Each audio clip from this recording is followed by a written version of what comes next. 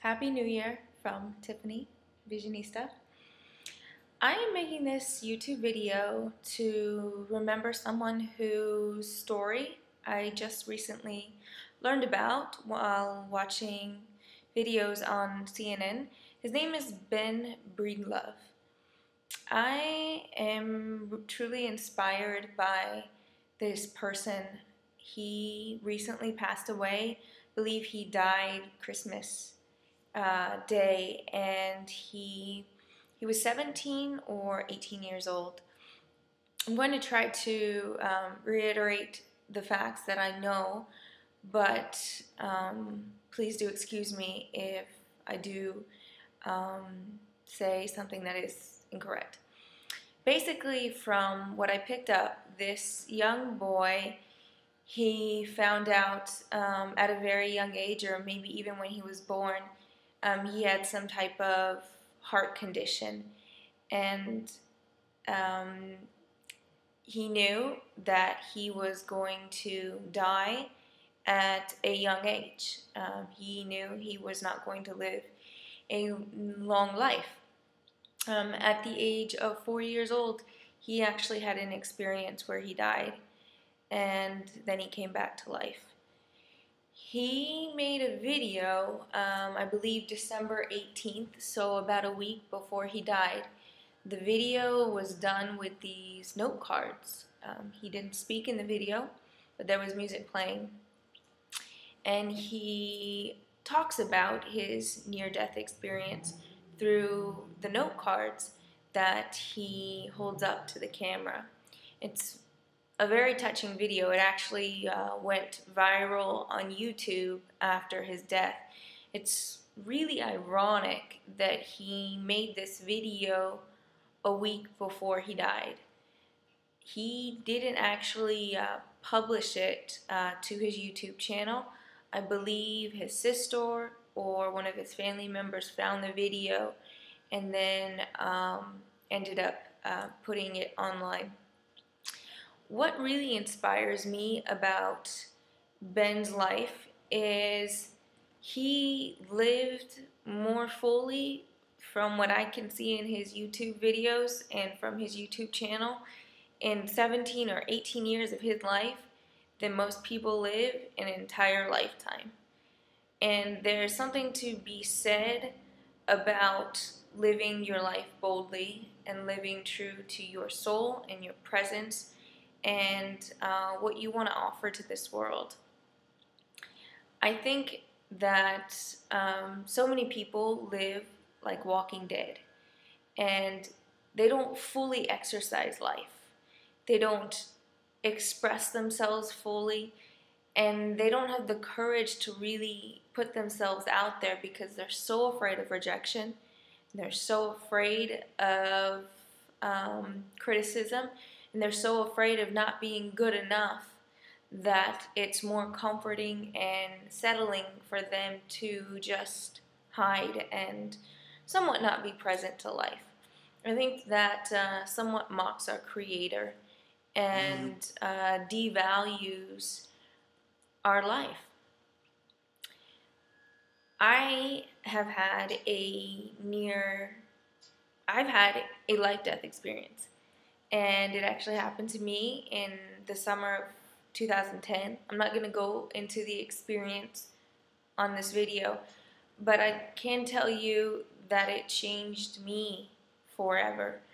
And I just felt a connection with this young man who, he had this experience. He knew he was going to die, and yet he still lived with so much passion and just zest. I mean, he has a YouTube channel in which he was giving dating advice for. And most people aren't going to be that courageous with their life. They're not going to put themselves out there, and they don't care enough to really try to add value and help other people.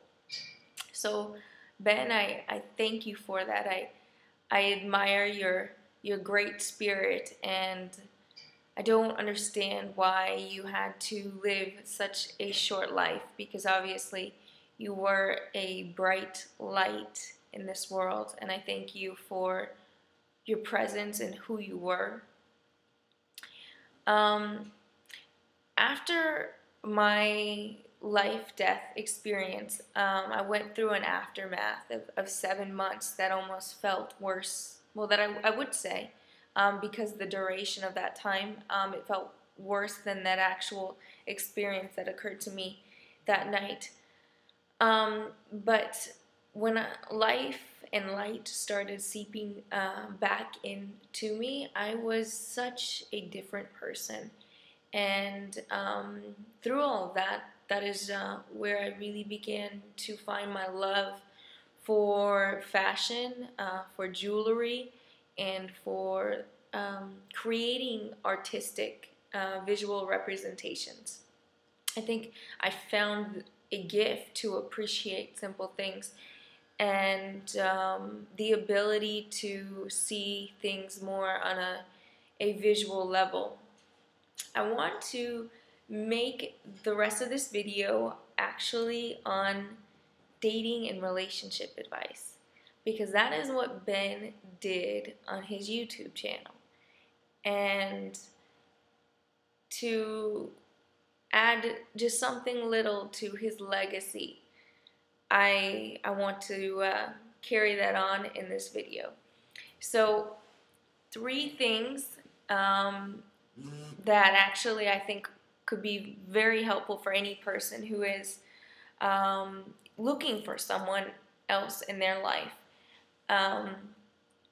The first thing that I would tell you is that great relationships, things that are going to last a very long time, you don't have to rush into anything, because the rightness and the natural flow of things will make it so that there's nothing you have to cling on to or you have to force, because the attraction is real and the genuine match of personalities and life direction is so imminent that there actually is not a lot you have to try to control and force. So if you're trying to force a relationship, you right there are going wrong, and you probably are just trying to make something happen that is not meant to be. The next bit of advice that I would give you is know what you're looking for. We live in a very large world, and there are many people, and there are many different traits that people offer. So you have to know what you're looking for. Otherwise, you will settle for anything, and you may latch onto something because it seems somewhat right. But had you really had the ability to step back and somewhat take an inventory more of what's important to you and your life, you would have been able to realize that maybe that match was just a partial match, or a minute match, but not really a strong and long-term healthy match for you. So know what you're looking for. I mean, don't be afraid to write 5 things down and say, you know, the person I date must have these 5 things. No exceptions. You should love yourself that much. And the final thing I want to say is develop yourself.